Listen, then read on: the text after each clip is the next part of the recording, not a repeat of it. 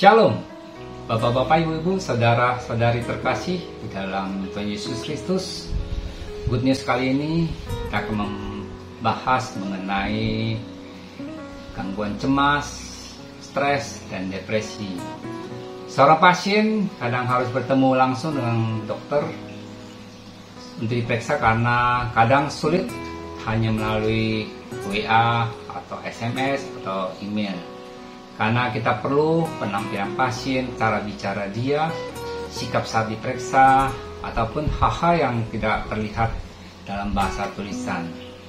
Di sini kita akan membahas 3 pasien, yaitu 1 pasien cemas, yaitu pasien yang mengeluh cemas biasanya mengatakan dia takut mati, takut sakit, takut gila, atau takut-takut lainnya. Cemas yang paling diderita ialah gangguan cemas panik, sehingga biasanya keluhannya berhubungan dengan sistem otak dan otonom seperti jantung berdebar-debar, sesak napas, rasa ingin muntah, buang-buang air, keringat dingin, bibirnya kering, atau rasanya seperti melayang-layang. Pasien cemas lebih sering mengeluh keluhan fisik daripada keluhan perasaannya. Gangguan cemas biasanya ditemukan pada orang-orang yang kondisi stres yang berkepanjangan. Namun dirasakan orang tersebut dia keadaannya baik-baik saja dan tidak ada stres, walaupun sebenarnya di dalam otak dan pikirannya sudah mengalami kelelahan dan akhirnya timbul mekanisme alarm yang salah. Gangguan cemas panik biasanya ditandai dengan beberapa keluhan seperti jantung berdebar-debar yang tiba-tiba muncul, sesak napas seperti tercekik atau susah napas, perasaan seperti ingin muntah walaupun tidak ada gangguan lambung, kesemutan dan keluar keringat dingin, gemetaran sampai tidak kuat berdiri, sakit kepala, nyeri tengkuk, kadang tidak mengenal lingkungannya atau kita sebut disorientasi tempat. Kadang-kadang juga bisa rasa ingin pingsan, perasaan takut mati, takut gila, dan sebagainya. Gejala-gejala di atas biasanya muncul tiba-tiba tanpa ada pemicu yang jelas. Biasanya orang yang mengalami gangguan cemas panik merasa sakit jantung. Padahal setelah direkam jantung, bahkan sampai MSCT atau CT scan tidak didapat kelainan yang mendasar. Tetapi orang tersebut tetap merasa sakit jantung dan tetap terus mencari pertolongan ke dokter jantung yang lainnya.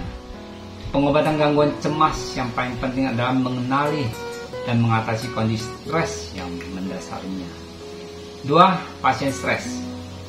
Setiap orang pasti pernah mengalami stres. Bisa stres dalam keluarga, pekerjaan, sekolah, kehidupan sosial, bahkan dalam pelayanan gereja. Sebenarnya stres adalah gangguan yang normal yang terjadi dalam kehidupan manusia. Definisi stres di sini ada kumpulan respon fisiologis maupun emosional terhadap stimulus atau rangsangan apapun yang mengganggu keseimbangan seseorang. Stres tidak selalu buruk. Hans Selye mengatakan ada 2 kategori stres, yaitu eustress dan distress.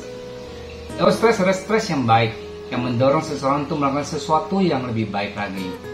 Misalnya seorang anak yang sedang menghadapi ujian, stresnya adalah bagaimana dia bisa lulus ujian dan mendapatkan nilai tertinggi. Stres ini diadaptasi dengan baik oleh tubuh sebagai suatu respon yang normal dan memberikan rasa nyaman dalam melakukannya. Sebaliknya, distress ada stres yang buruk yang membuat orang menjadi tidak nyaman baik secara fisik maupun psikis. Contoh yang mudah adalah ketika kita sedang macet di jalan. Macet ini bisa disebut ke kategori stresor yang membuat dia stres yang bisa diakan berbeda untuk setiap orang. Bagi orang yang dikejar waktu, stres ini akan membuat dia tidak nyaman atau gelisah. Stres jangan ditahan lama-lama karena akan menimbulkan efek yang tidak diinginkan. Merespon stres secara positif bukan pekerjaan mudah. Perlu latihan terus-menerus selama manusia itu bisa berpikir dengan baik, maka respon terhadap stres bisa berubah menjadi baik. Daya adaptasi manusia terhadap stres mirip daya tahan tubuh terhadap penyakit. Pada tertentu daya tahan manusia itu akan melemah sampai tidak tahan dan tidak mampu menghadapi stres itu, maka di saat situlah mereka akan mengalami gangguan jiwa. Kata Hans Selye, bukan stres yang membunuh kita, tetapi reaksi kita terhadap stres yang membunuh kita. Yang ketiga, pasien depresi. Pasien yang keluhan depresi, apalagi yang sudah berat, biasanya mengeluh ingin mati, masih merasa tidak berdaya, tiada daya hidup, dan merasa semuanya hampa. Problem fisik kadang menjadi keluhan utama seperti lesu lelah, berlebihan, serta sulit mempertahankan tidur. Depresi pada lansia cenderung meningkat sejalan bertambah usia. Kaum lansia merupakan satu kelompok yang rentan terhadap depresi sepanjang hidupnya.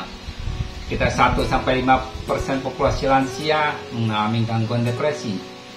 Angka ini akan bertambah sampai 13,5% pada lansia yang mengalami gangguan medis dan harus mendapat perawatan di rumah sakit.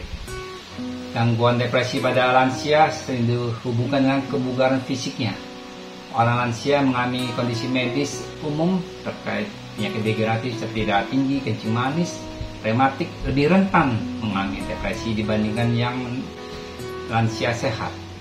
Selain itu ada istilah sindrom sarang burung kosong, menyingkatannya emptiness syndrome atau sindrom kesepian akibat kehilangan anak atau keluarga yang mendampinginya. Biasanya ada lansia ditinggalkan anaknya yang menikah atau pisah dengan orang yang dicintainya. Gangguan depresi pada lansia bisa terjadi dengan berbagai gejala. Yang paling sering ialah gangguan tidur, nyeri otot, nyeri sendi, cemas, kurang nafsu makan. Dan gejala fisik sangat sulit dibedakan dengan gejala fisik pada kondisi medis umum karena gejala mirip dan saling mempengaruhi. Gejala-gejala gangguan kejiwaan tersering pada lansia seperti depresi bisa memanifestasi dalam bentuk keluhan fisik. Karena pencegahannya kita baca di Mazmur 42 ayat 6 dan 12, Mazmur 43 ayat 5 dikatakan, "Mengapa engkau tertekan hai jiwaku dan gelisah dalam diriku? Berharaplah kepada Allah, sebab aku akan bersyukur lagi kepadanya, penolongku dan Allahku."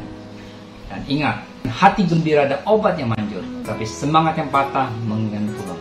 Filipi 4 ayat 6-7 dikatakan juga, "Janganlah hendaknya kamu khawatir tentang apapun juga, tetapi nyatakanlah dalam segala keinginanmu kepada Allah dan doa dan permohonan dengan ucapan syukur. Damai sejahtera Allah yang melampaui segala akal dan memelihara hati dan pikiranmu dalam Kristus Yesus. Amin." Dan jangan lupa protokol kesehatan 5+1M, memakai masker, mencuci tangan dengan sabun dan air mengalir minimal 20 detik, menjaga jarak 1-2 meter, menjauhi kerumunan, membatasi mobilitas dan interaksi, meningkatkan imunitas dan iman. Tuhan Yesus memberkati.